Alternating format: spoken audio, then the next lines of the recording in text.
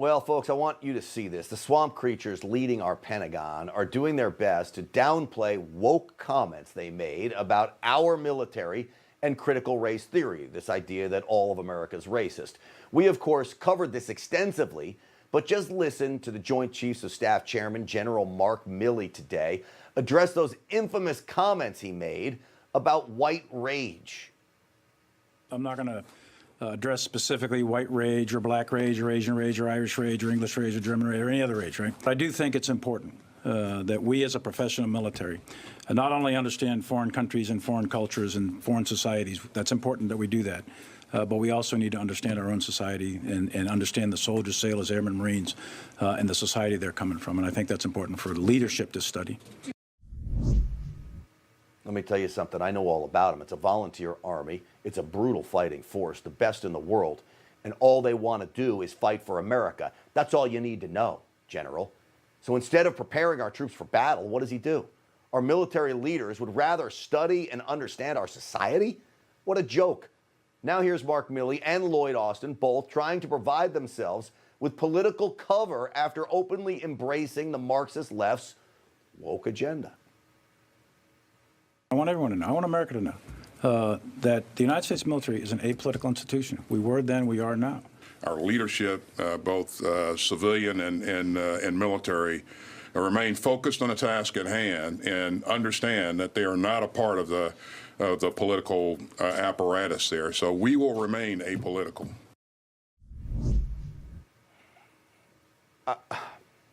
I'm telling you, I have no faith in these guys.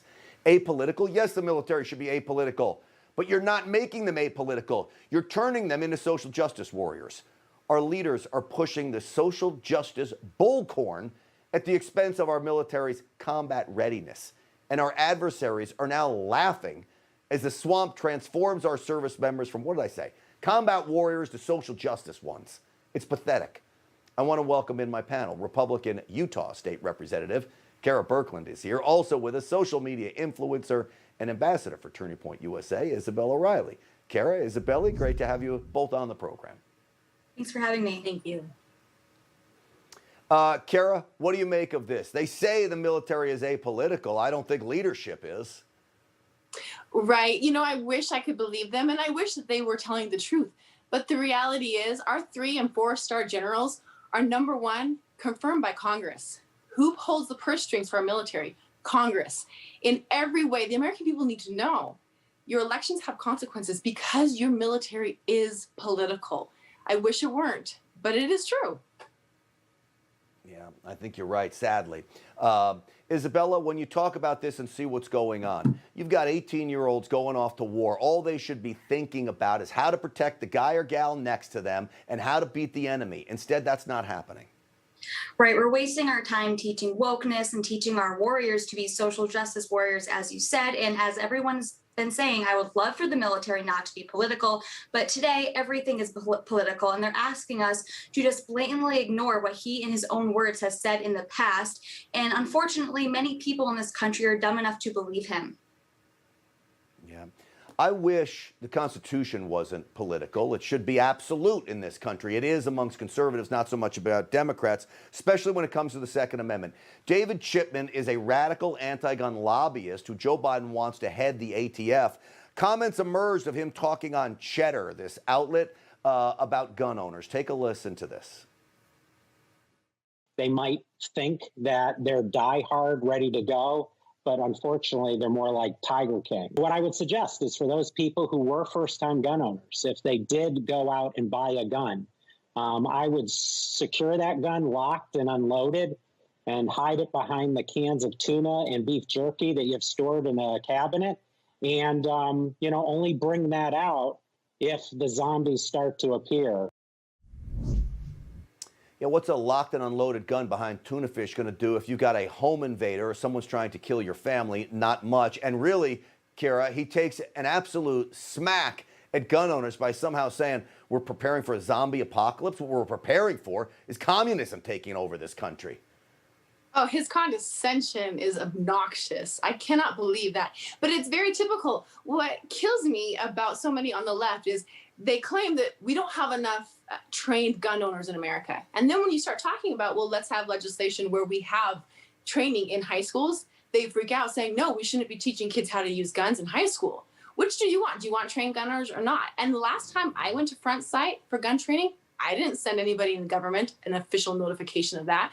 So he's just pushing this narrative because they want government control of all guns. And it's just something we're going to have to fight, unfortunately, until the end.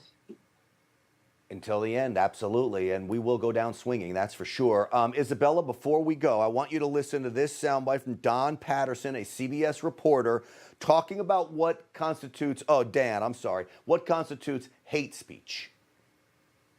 Although the brand they've decided to abandon, they sure use a lot of the same language, including the deep state. One word to look out for, a keyword, is Patriot. They also have co-opted a number of other brands, including the Thin Blue Line brand, which they have just wrapped around conspiracy theories. Patriot and Thin Blue Line now? Isabella, real quick, if you can, sum this up for me. This shouldn't be shocking. The people that are pushing to be censoring hate speech hate America. So obviously the word patriot, and anyone who's a self-proclaimed patriot, is a hate speech, nonstop talking all this hate offender. No. Bam. Thank you so much, Isabella. I appreciate you. Kera as well.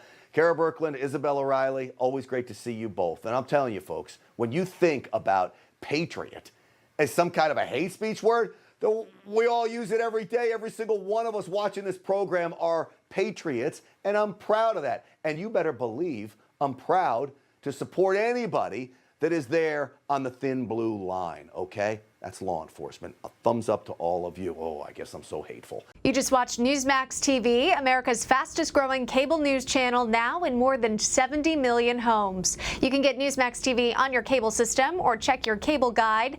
And if your system doesn't carry Newsmax, call them, tell them you want Newsmax TV, because we're real news for real people.